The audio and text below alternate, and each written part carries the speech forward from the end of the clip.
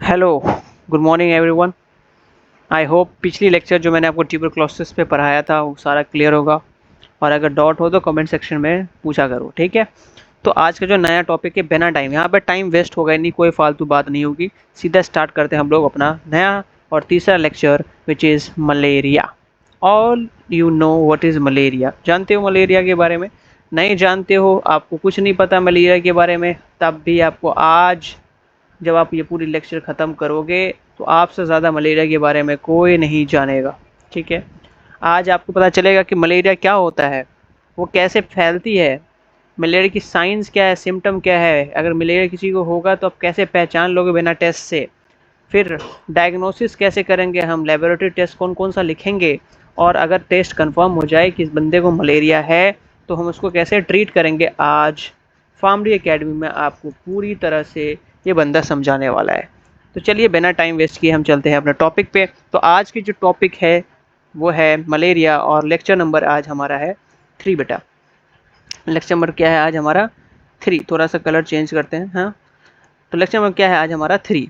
और आज हम क्या क्या पढ़ेंगे वो देखो। सबसे पहले जो गोल है आज की लेक्चर का वो है डेफिनेशन, कि मलेरिया क्या होता है, पैथोफिजियोलॉजी उसकी क्या है ना, साइंस क्या है और सिम्टम्स क्या है, रिस्क फैक्टर्स क्या क्या हो सकती है, और हम उसे डायग्नोस कैसे करेंगे और ट्रीट कैसे करेंगे, ठीक है। ये पूरा प्लान आज के इस वीडियो में कंप्लीट मलेरिया आपको कंप्लीट कराया जाएगा। चाहे आप बी फार्म स्टूडेंट हो, चाहे आप फार्म डी स्टूडेंट हो, चाहे आप एमबीबीएस की स्टूडेंट हो, चाहे आप किसी भी ब्रांच मेडिकल के हो, मलेरिया में दिक्कत आ रही है, आप ये वीडियो देखो और क्लियर कराओ अपने सारे डाउट्स को।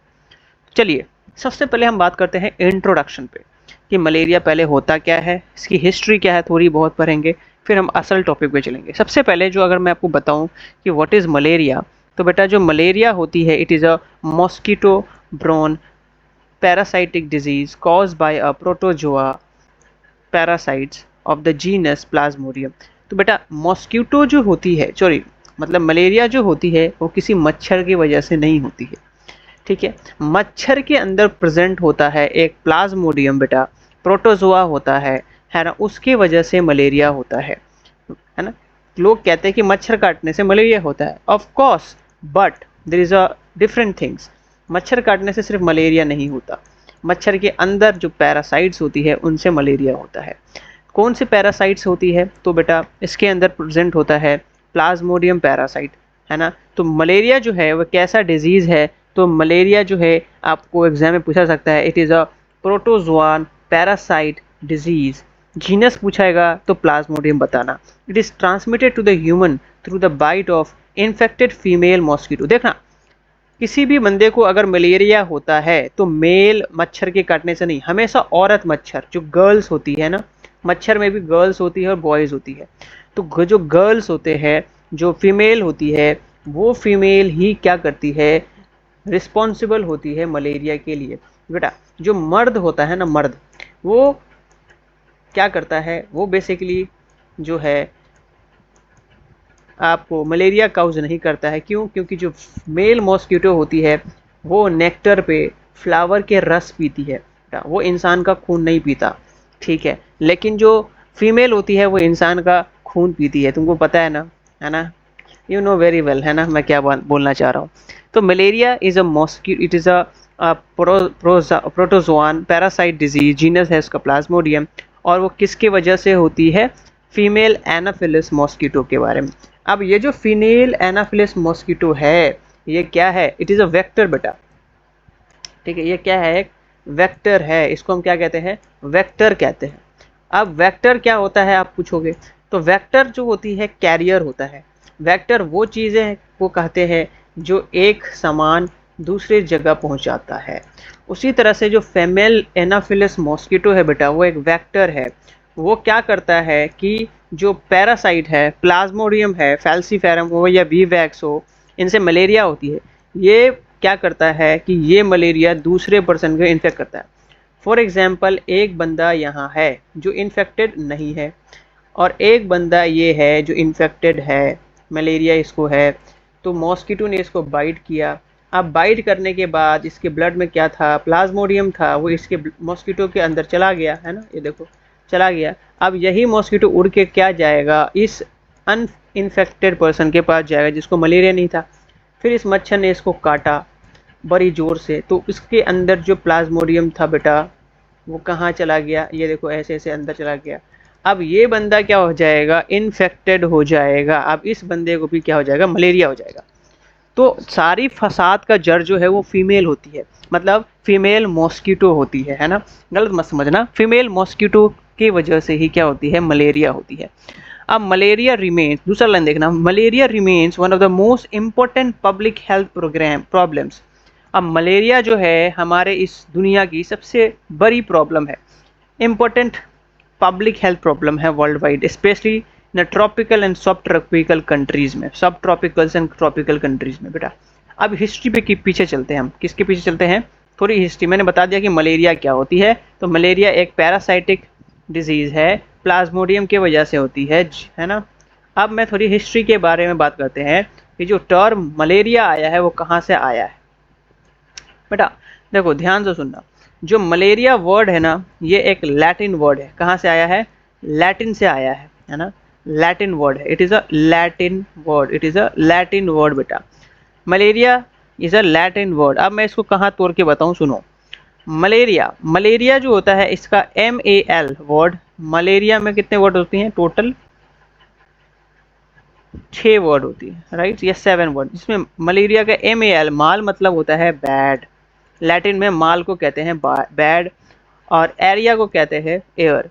तो पहले ज़माने में लोग क्या समझते थे कि जो मलेरिया बीमारी है, पहले ज़माने में क्योंकि उनके पास नॉलेज नहीं थी, तो वो समझते थे कि जो मलेरिया है वो बैड एयर के वजह से होता है ना। मैल और एरिया मतलब बैड एयर। तो अर्ली पीपल, यहाँ लिखा मैंने line, early people believes that malaria was cause by a bad air, है ना, बैड एयर की वजह से होता है ना। तो पहले ज़माने में लोग यही समझते थे कि मलेरिया जो होती है वो बैड एयर की वजह से होता है। अब हम बात करते हैं इंट्रोडक्शन के बाद आते हैं हम डेफिनेशन। ये तो बात मैंने कर दी, आप एग्जाम में क्या डेफिनेशन लिखोगे ये देखो। सबसे पहले आप एग्जाम में लिखना कि मलेरिया जो है इट इज़ अ मॉस्किटो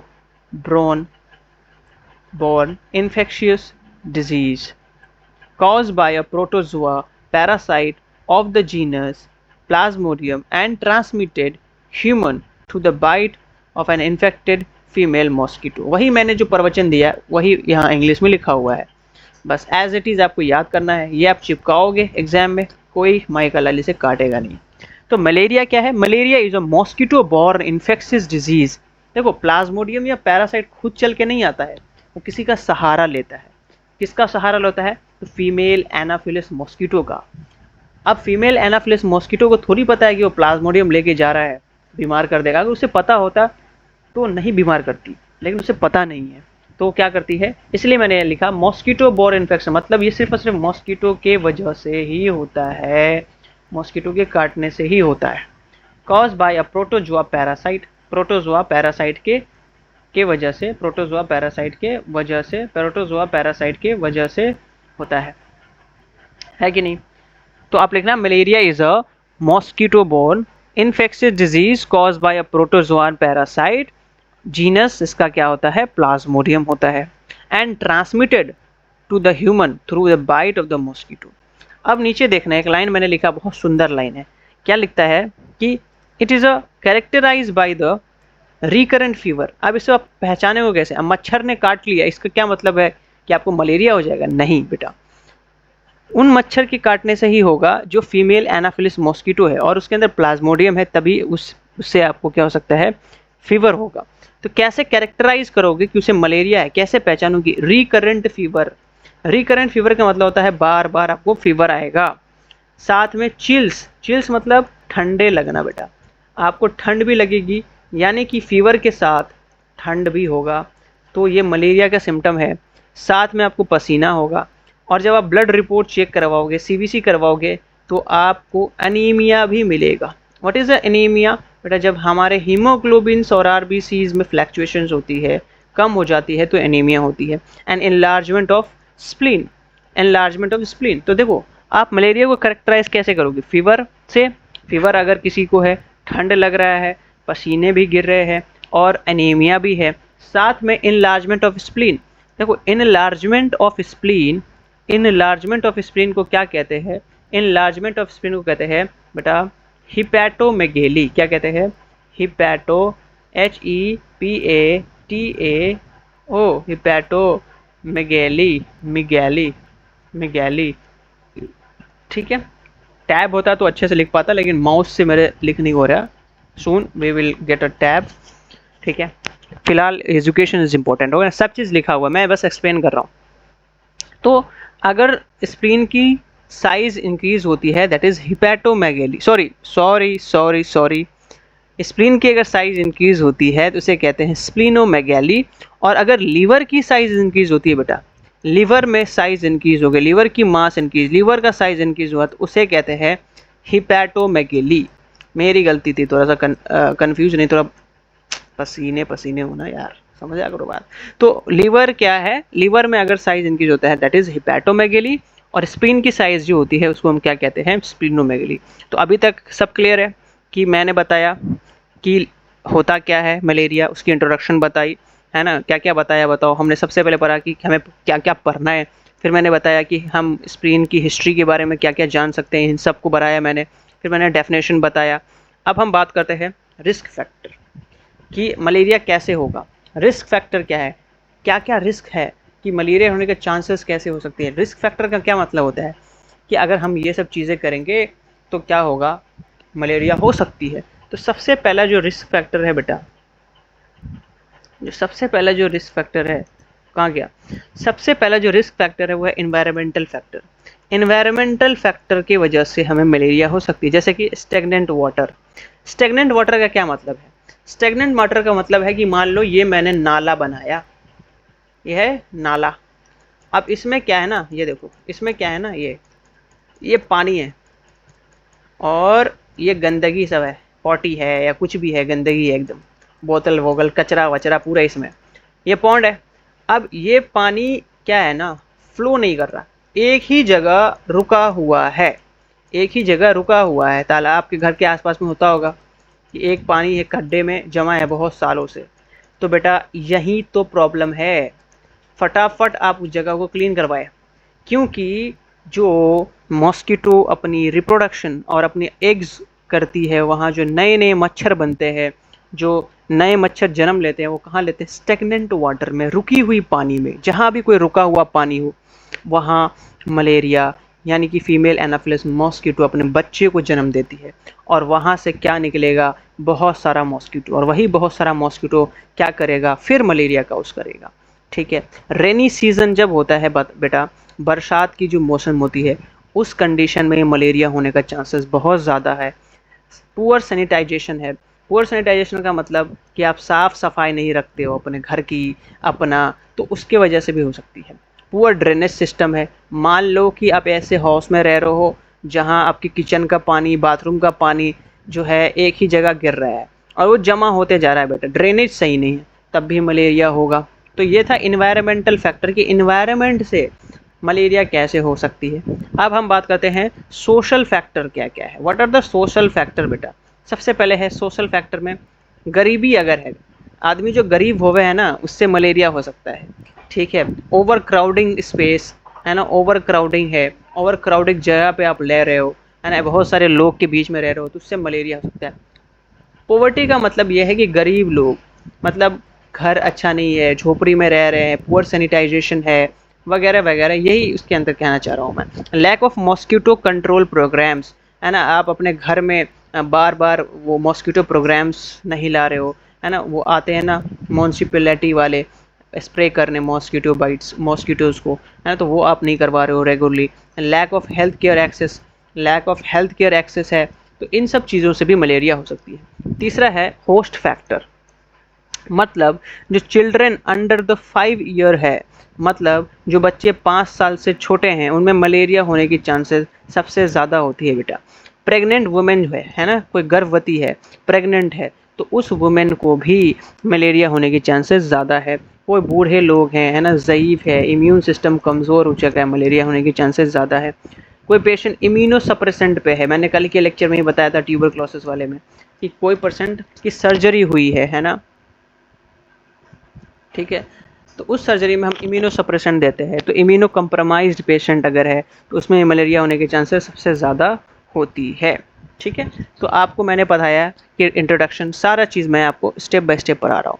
अब हम आते हैं पैथोफिजियोलॉजी में कि ये ससुरा मलेरिया फैलता कैसे है। मच्छर ने मुझे काटा, अभी काटने के बाद क्या होगा कि हमें मलेरिया हो जाएगा। मच्छर तो मुझे काटता रहता है, तो कैसे होगा मलेरिया। देखो सबसे पहले ये रही मच्छर, कौन सी मच्छर भाई, तो फीमेल मॉस्किटो। आ जाओ, फीमेल मॉस्किटो बना दिया, ये देखो बना देता हूँ, डेंजर लग रही है ही। और एक दो इसका सींग निकाल देता हूँ। हाँ, ये मच्छर है, ठीक है, फीमेल एनाफिलिस मॉस्किटो। इसने क्या किया, ये रहा रामलाल, इसका नाम है क्या, रामलाल। अब इस रामलाल को इसने क्या किया, काट लिया, हुई माँ काट लिया, ठीक है। तो क्या होगा, इन्फेक्टेड फीमेल एनाफिलिस मॉस्किटो जैसे ही काटती है तो जो इसके सलाइवा के थ्रू बेटा, इसके इस नोक के थ्रू, इसके इस नोक के थ्रू जो धारदार ब्लेड जैसा नोक है उसके थ्रू क्या होती है, स्पोरोजाइट इस रामलाल के ब्लड में चली जाती है। स्पोरोजाइट कहाँ जाती है, रामलाल के ब्लड के स्ट्रीम में। जैसे कि मान लो ये ब्लड है रामलाल का, मॉस्किटो ने काटा तो इसके अंदर क्या चला गया, छोटे छोटे छोटे छोटे स्पोरोजाइट्स चली गई, ठीक है, स्पोरोजाइट गई। अब ये जो स्पोरोजाइट है ये ब्लड में नहीं रुकती, ये तुरंत बेटा कहाँ जाती है, मान लो ये लीवर है, रामलाल का लीवर ऐसा ही होता है, ठीक है, इसके अंदर चली गई स्पोरोजाइट, ठीक है, इसके अंदर चली गई। अब क्या होगा कि मान लो 3 स्पोरोजाइट लीवर के अंदर में आई, कुछ समय के बाद बेटा यही रामलाल का लीवर क्या हो जाएगा के अंदर बहुत सारे स्पेरोजॉइड्स भर जाएंगे, एकदम मल्टीप्लाई करती है, रैपिडली ग्रोथ होती है इनकी बेटा, है ना। अब क्या करे रामलाल, तो बेटा रिलीज होगा। अब जैसे ही लीवर के अंदर जैसे ही लीवर के अंदर जैसे ही लीवर के अंदर जैसे ही लीवर के अंदर स्पोरोजाइट्स की मात्रा बढ़ जाएगी तो बेटा लीवर से ये स्पोरोजाइट क्या कन्वर्ट होकर निकलती है, वहाँ उसकी मैच्योरेशन होती है और ये स्पेरोजाइट कन्वर्ट हो जाती है M4 मेरोजाइट्स के अंदर में, ठीक है, ये स्पेरोजाइट कन्वर्ट हो जाएगी किसमें, मेरोजाइट्स के अंदर में कन्वर्ट हो जाएगी। अब यहाँ तक समझ में आ गया, मैं इसको मिटा रहा हूँ, ठीक है, जगह अच्छा यही बता देता हूँ। अब ये जो स्पेरोजाइट्स है बेटा, ये जो स्पेरोजाइट्स है ये क्या करेगी ना, ये देखो यहाँ क्या लिखा हुआ है, मेरोजाइट इन्वेड द RBC। मान लो कि ये RBC है, RBC ऐसा ही होता है बाई कनकेव शेप्ड का, आई थिंक मे बी। अब इस RBC के अंदर में ये स्पेरोजाइट यानी कि सॉरी मीरोजाइट इंटर कर जाएगी, ऐसे देखो, है ना। जैसे ये इंटर करेगी, ये पैरासाइट जो है मल्टीप्लाई करेगी इनसाइड द RBC, फिर ये मल्टीप्लाई करेगी RBC के अंदर में, बहुत सारी मल्टीप्लिकेशंस होगी, ठीक है। फिर RBC जो होगा ना, RBC जो होना, मैं आपको ये पूरा फोटो के हिसाब से दिखाऊंगा, पूरा फोटो बना के रखा हूँ मैं, देखो मैं ऐसे समझा रहा हूँ ताकि आप जब इमेज देखो क्लियर हो जाए मामला। तो ये क्या होगा, रप्चर हो जाएगा, ऐसे देखो ये RBC है, मान लो ये RBC थी, नॉर्मल RBC, ठीक है, इसके अंदर सारा स्पोरोजाइट मल्टीप्लाई हुआ अच्छे से। अब ये जो RBC है ना, ये जो RBC है ना, ये क्या होगा, अब रप्चर करना स्टार्ट हो जाएगा। कैसे रप्चर करेगा दिखाता हूँ मैं, देखो कैसे रप्चर करेगा दिखाता हूँ मैं, देखो, है ना, ये देखो ऐसे ऐसे टूटने लगेगी, ये टूट जाएगी बेटा, पूरी तरह से बिखर जाएगी, पूरी तरह से क्या हो जाएगी, बिखर जाएगी, पूरी तरह से क्या हो जाएगी, ये बिखर जाएगी, ठीक है। उसके बाद क्या होगा, उसके बाद देखो, उसके बाद जैसे ही RBC रप्चर करेगी, RBC ने रप्चर किया, है ना, जब RBC रप्चर करेगी ना तो क्या होगा, ये रिलीज करेगी पैरासाइट्स को और टॉक्सिन्स को, है ना। जब ये रिलीज करेगी पैरासाइट और टॉक्सिन को तो टॉक्सिन रिलीज होगी। अब जैसे ही पैरासाइट की टॉक्सिन रिलीज होगी, है ना, जैसे ही पैरासाइट की टॉक्सिन रिलीज होगी तो क्या होगा बेटा, यहाँ पर हमें सिम्टम देखने को मिल जाएगी। किस चीज़ की सिम्टम देखने को मिल जाएगी बेटा, हमें यहाँ पर हमें देखने को मिल जाएगी मलेरिया की सिम्टम देखने को मिल जाएगी, जैसे कि फीवर, चिल और स्वेटिंग देखने को मिल जाएगा। तो यह पूरा पैथोफिजियोलॉजी मैं एक सांस में तुम्हें बताता हूँ। सबसे पहले क्या होगा, मच्छर ने, फीमेल एनाफिलिस मस्कुटी ने एक नॉर्मल बंदे को काटा, जैसे ही काटा तो फीमेल एनाफिलिस के अंदर जो स्पेरोजाइट थी वो एंटर करेगी कहाँ, ब्लड स्ट्रीम में। जैसे ही ब्लड स्ट्रीम में वो एंटर करेगी वो तुरंत लिवर में ट्रैवल कर जाएगी, क्योंकि उसको अपना संख्या बढ़ाना है। अगर वो ब्लड में रहेगी तो मैक्रोफेजेस खा जाएगी उसे, तो वो क्या करेगी, लिवर के अंदर क्या करेगी, लिवर में तुरंत ट्रैवल करेगी, ठीक है, लीवर में तुरंत ट्रैवल करेगी। फिर वो क्या करेगी, हिपैटोसाइट्स के अंदर में इंटर कर जाएगी, फिर वहाँ मीरोजाइड में कन्वर्ट हो जाएगी। फिर मीरोजाइड जो होती है जब अपनी वो संख्या बढ़ा लेगी तो आप लगेगा कि मैं बहुत मजबूत हूँ, तो वो बाहर निकलेगी आरबीसी को इन्वेट करने के लिए, आरबीसी को मारने के लिए, डिस्ट्रॉय करने के लिए। जो आरबीसी वो रप्चर हो जाएगा बेटा, जैसे ही आरबीसी रप्चर होगी तो वो टॉक्सिन रिलीज करेगी बेटा, और उसी टॉक्सिन को कहते हैं साइटोकाइन रिलीज, और जिससे क्या होगा, फीवर होगा, चिल होगा, स्वेटिंग होगा। यहाँ तक क्लियर है पैथोफिजियोलॉजी आपका। अब हम इसको इमेज के हिसाब से समझते हैं। देखो ठीक है, यही एक्सप्लेनेशन है जो मैंने अभी पैथोफिजियोलॉजी बताया, वही उसी का एक्सप्लेनेशन है। एक बार और आपको बता देता हूँ। देखो सबसे पहले यहाँ क्या लिखा हुआ है, हिपैटिक स्टेज, टोटल 3 स्टेज होता है, 2 स्टेज हिपैटिक स्टेज होता है और इरेथ्रोसाइट यानी कि ब्लड स्टेज कह सकते हो। तो हिपैटिक स्टेज में क्या होता है, स्पेरोजाइट जो होती है इंटर करती है blood stream through the mosquito bite. जैसे ही स्पेरोजाइट मैंने बताया, जैसे ही मच्छर काटा, मच्छर काटने के बाद वो कहाँ एंटर, एक सेकंड, जैसे मच्छर काटा वो ब्लड स्ट्रीम में एंटर करा स्पेरोजाइट, और वो चला गया with in a minute, 1 minute भी नहीं लगता, वो लीवर में इंटर कर जाता है। इनसाइड हिपैटोसाइट मल्टीप्लाई करती है अपने नंबर्स को, अपने नंबर को बढ़ाती है ना, from thousands of merozoite and form करती है थाउजेंड्स ऑफ मीरोजाइट। देखो जब मॉस्किटो ने रिलीज किया तो वो था स्पैरोजाइट, ठीक है, जैसे ही वो लीवर में कन्वर्ट हो गया वो बन गया मीरोजाइट। क्या बन गया, मीरोजाइट बन गया, और अपने नंबर्स को इंक्रीज करता है। मान लो कि 1 था, है ना, ब्लड स्ट्रीम में जब रिलीज हुआ 1 था, जैसे वो लीवर में गया वो कन्वर्ट हो जाएगा मीरोजाइड में। अब मीरोजाइड्स की ये मल्टीपल कॉपीज बना ली, 1000 से ज़्यादा कॉपीज बना ली। जैसे ही 1000 से ज़्यादा कॉपी बना ली तो अब वो समझता है क्या कि मैं बहुत बड़ा महान इंसान हो चुका हूँ, मैं बड़ा हो चुका हूँ।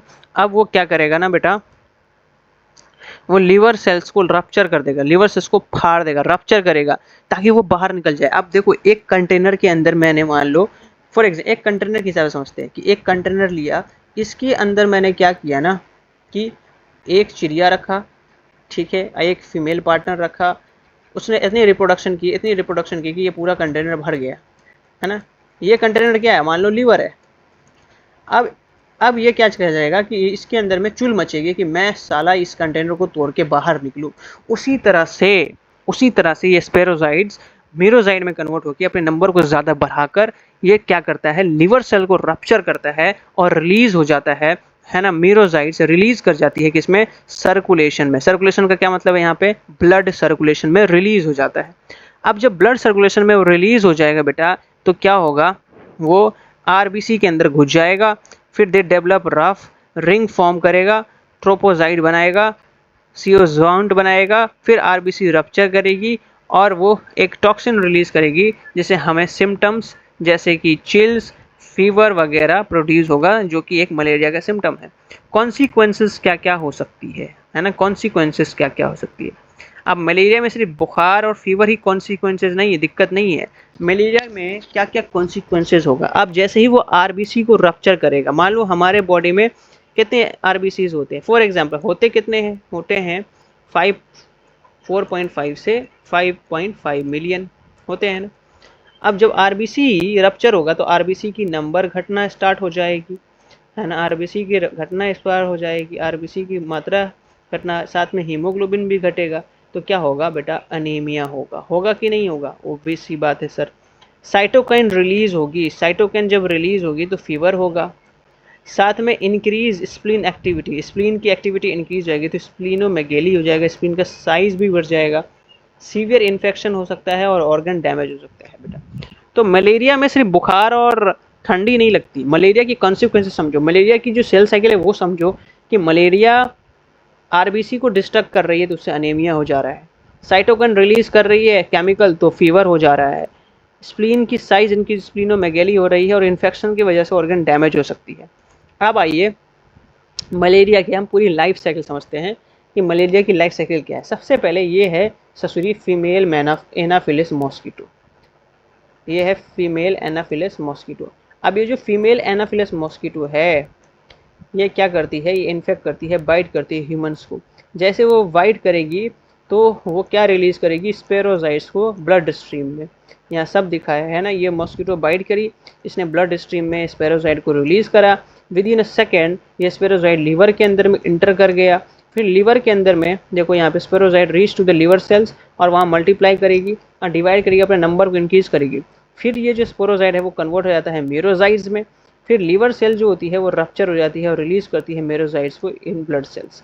फिर ये जो ब्लड सेल्स है वो क्या करता है, मेरोजाइट्स जो होती है वो इस ब्लड सेल्स पे ऐसे देखो बाइंड करते हैं, और जब बाइंड करती है तो क्या होता है, आरबीसी रप्चर हो जाती है, और जब आरबीसी रप्चर होगी तो क्या होगा, न्यू मेरोजाइट्स इनटू ब्लड एंटर करेगी, और उसके बाद ये फीवर्स होना, चिल होना, स्वेटनिंग होना, ये सब रिलीज, और फिर यही प्रोसेस वापस चलता रहता है। क्या हुआ, किसी इन्फेक्टेड पर्सन को काटा, यहाँ रामलाल था, इसको काटा तो ये मोहनलाल को क्या हो गया, मलेरिया हो गया। अब मोहनलाल को कोई मच्छर काटेगा, यहाँ पर मान लो राजू है तो राजू को भी मलेरिया होगा। अब राजू को किसी मच्छर ने काटा, अब यहाँ पे कोई कालू है तो कालू को काट लिया, ठीक है। अब कालू को मच्छर काटा तो मान लो यहाँ पर बंदर है, इस बंदर को काट लिया, तो ऐसे सेल साइकिल चलता है। एक बंदे को अगर मलेरिया होगा तो अगर वही मच्छर या कोई भी और भी मच्छर है ना, female Anopheles mosquito, sorry female Anopheles mosquito जैसे काटेगा उसको भी दिक्कत, उसको भी मलेरिया होगी बेटा, ठीक है। तो एक बात मैं आपको एक लाइन में इजी वर्ड में समझाता हूँ, मैं अभी न स्क्रीन चलेगी न कुछ, मेरी आवाज़ बस सुनना। सबसे पहले क्या होता है कि एक इन्फेक्टेड फीमेल एनाफिलिस मॉस्किटो जो है वो बाइट करती है किसको, किसको बाइट करती है, किसको बाइट करती है,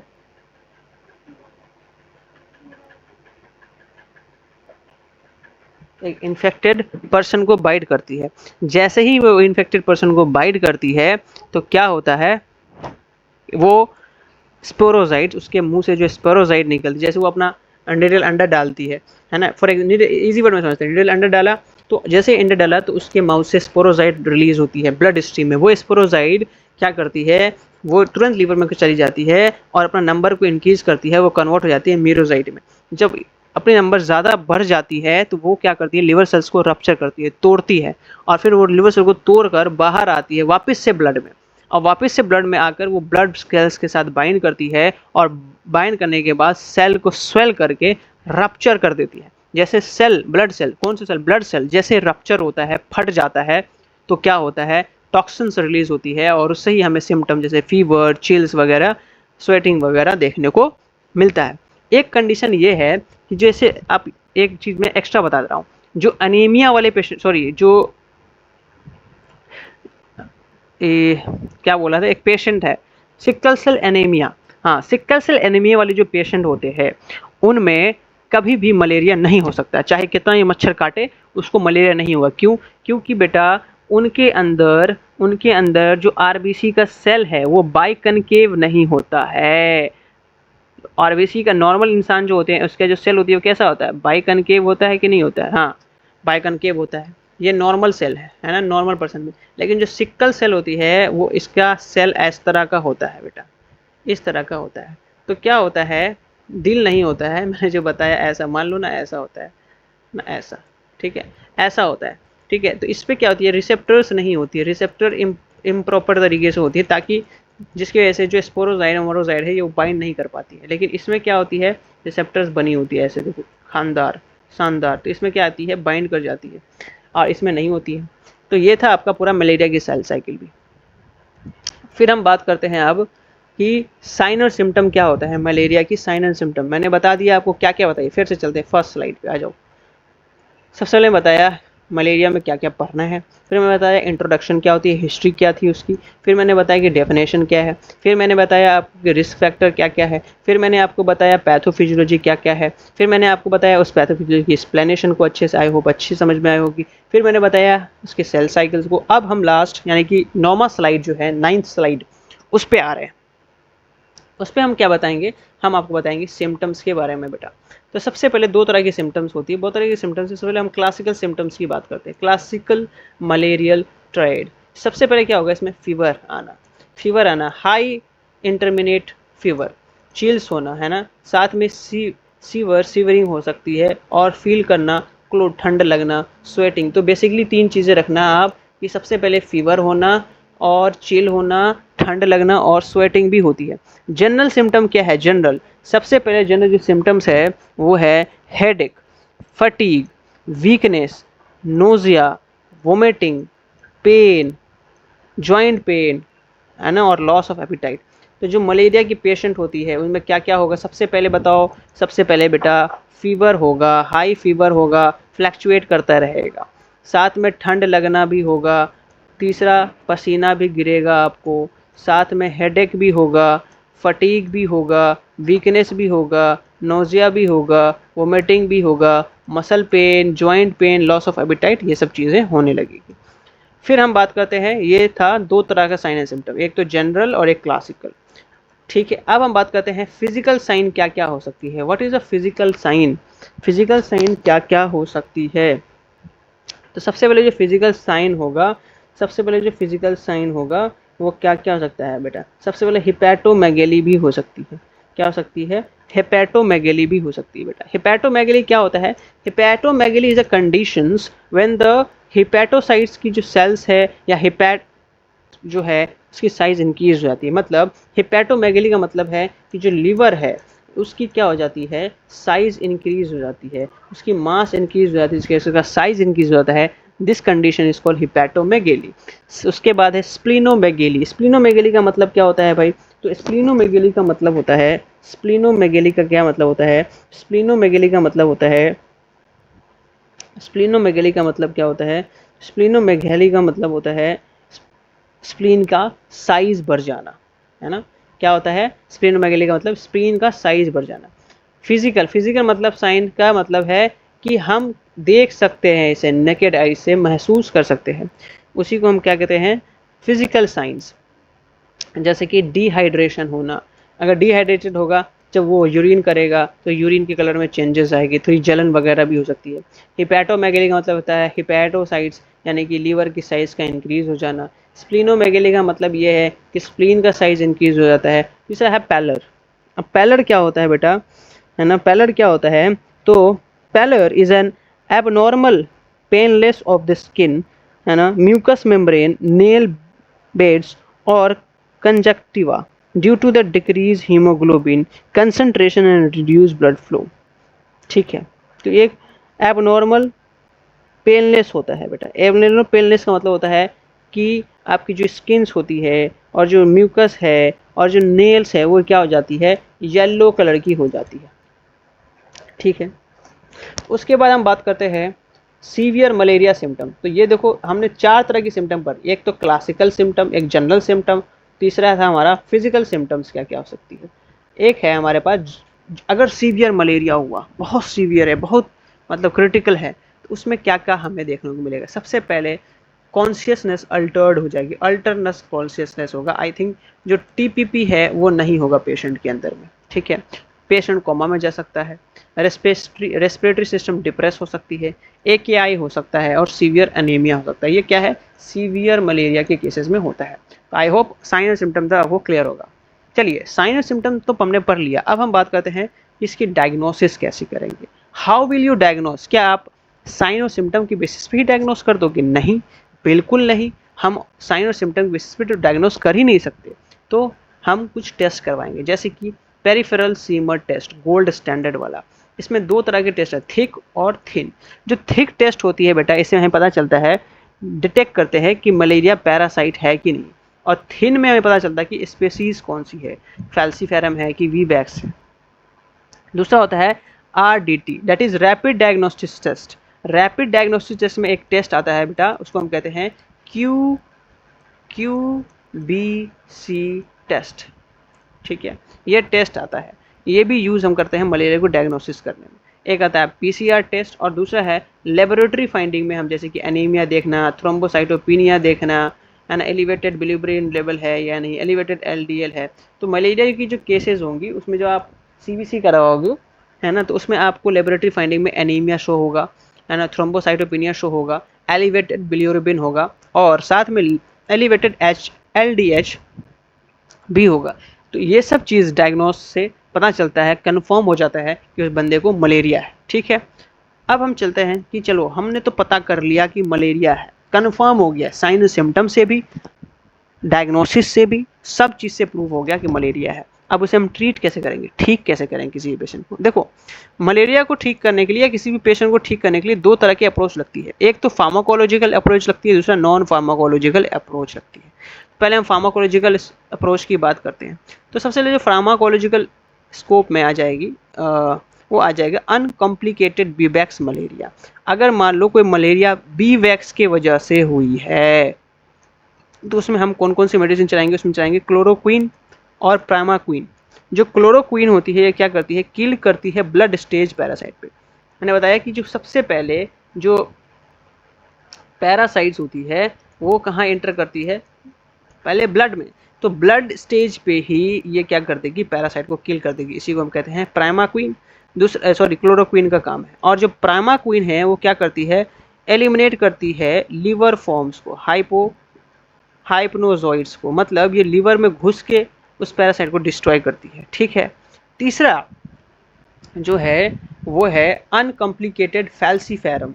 जो अनकॉम्प्लिकेटेड फैल्सीफेरम मलेरिया है, मतलब वैसा मलेरिया जो फैल्सीफेरम स्पीसीज की वजह से होती है, उसको कहते हैं हम लोग अनकॉम्प्लिकेटेड फैल्सीफेरम मलेरिया। इसमें हम क्या क्या करते हैं, इसमें हम क्या करते हैं कि आर्टिमिसिन बेस्ड कॉम्बिनेशन थेरेपी यानी कि ACT करवाते हैं। क्या करवाते हैं, ACT थेरेपी देते हैं। इसमें हम क्या देते हैं, ACT थेरेपी देते हैं, जिसका मतलब होता है, मतलब फुल फॉर्म जो है इसका वो है आर्टिमिसिनिन बेस्ड कॉम्बिनेशन। इसमें हम क्या देते हैं, दो ड्रग्स को आपस में जोड़ के देते हैं बेटा, जैसे कि आर्टिमिथर और ल्यूमीफेंट्राइन, ये दो ड्रग्स आपस में देते हैं। ठीक है, ठीक है। और ये जो दो दवा है, ये दो दवा भी हम आपस में कम्बिनाइन करके देते हैं। तो बेसिकली दो तरह से हम ट्रीट करेंगे, या तो अगर फैल्सीफेरम है या बी वैक्स है। फैल्सीफेरम में हम क्विनिन वगैरह देते हैं, जैसे कि प्राइमाक्विनिन, क्लोरोक्विनिन देते हैं। और जो अनकॉम्प्लिकेटेड फैल्सीफेरम वाली है उसमें हम ACT थेरेपी चलाते हैं। ठीक है। जो तीसरा ट्रीटमेंट है बेटा वो है फार्माकोलॉजिकल ट्रीटमेंट। वो भी फार्माकोलॉजिकल है लेकिन सीवियर है। देखो दो तरह की चीज़ें होती है, एक तो आपको होगी अनकॉम्प्लिकेटेड, है ना, ठीक है, मलेरिया है, लेकिन एक होता है सीवियर। सीवियर मतलब बहुत ही सीवियर है। तो उस चीज़ में जो ड्रग ऑफ चॉइस होता है वो हम इंट्रावेनस आर्टिसुनेट देते हैं, है ना। क्या करते हैं, इंट्रावेनस आर्टिसुनेट देते हैं, followed by oral ACT after stabilisation. मान लो कि पेशेंट ज़्यादा सीवियर है तो हम उसको तुरंत इंट्रावेनस क्या देंगे, आर्टिसुनेट देंगे। और जब वो स्टेबलाइज हो जाएगा, मतलब जो वो स्टेबलाइज हो जाएगा, तब हम उसे ACT थेरेपी चलाएंगे। कौन सी ACT थेरेपी, ये ड्रग्स चलाएंगे, आर्टिमेथर और ल्यूमीफेंट्राइन और आर्टिसुनेट वगैरह देते हैं। सीवियर कंडीशन में पहले तो हम देंगे आर्टिसुनेट इंट्रावेनस, लेकिन जब ये स्टेबल हो जाएगा तो ACT हम चला देते हैं। फिर बात करते हैं नॉन फार्माकोलॉजिकल ट्रीटमेंट क्या होता है ना, कि what is a non pharmacological treatment. तो इसको इस तरह से पढ़ने से अच्छा है कि मैं आपके लिए फोटो लाया हूँ वो पढ़ो। देखो नॉन फार्माकोलॉजिकल ट्रीटमेंट में सबसे पहले 4 कैटेगरी में डिवाइड किया मैंने इसको। सबसे पहले जो कैटेगरी है वो है personalise protection. Personalise protection, personalise protection, personalise protection. ठीक है।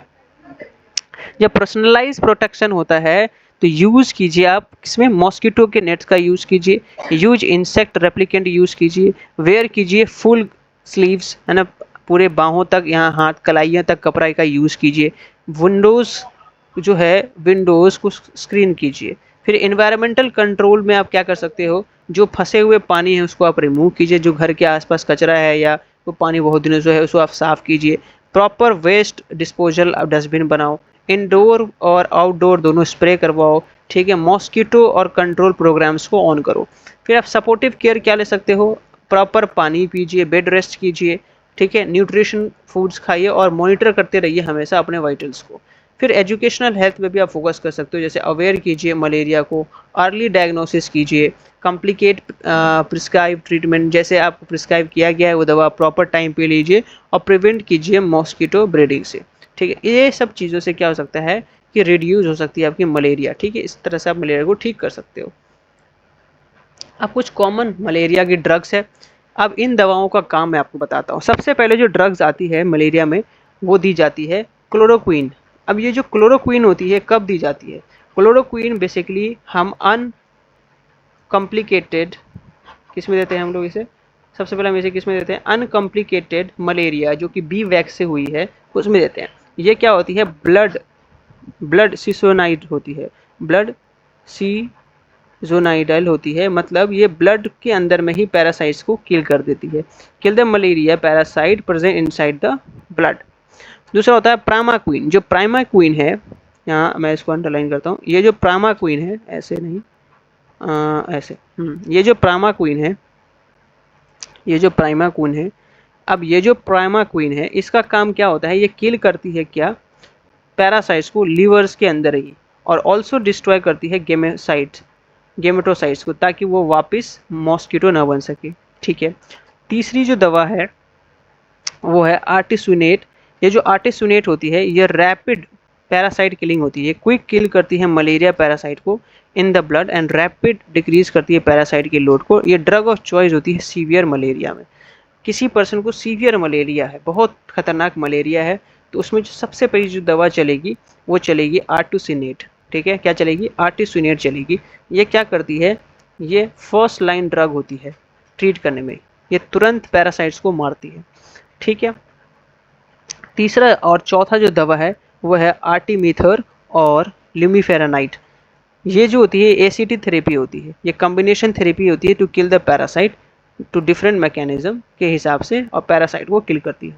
कौन सा दवा, आर्टिमीथर ल्यूमीफेंटराइन। ठीक है। और लास्ट में जो आती है वो आती है क्विनीन। ये जो क्विनीन होती है ये भी सीवियर मलेरिया की अल्टरनेटिव है। मान लो कि आपके पास आर्टिसुनेट नहीं है, ख़त्म है, तो आप क्विनीन यूज़ कीजिए। ये क्या है, ये अल्टरनेट है। ठीक है, यहाँ तक समझ में आया। तो आज जो है हमने ये सारा चीज़ें पढ़ा है, और जो हमारा आज का लेक्चर था वो हो गया है कंप्लीट। और मैंने तो इसमें लास्ट में थैंक यू भी नहीं लिखा है, स्लाइड ऐड नहीं की थैंक यू वाली, तो चलो मैं ऐसे ही लिख देता हूँ,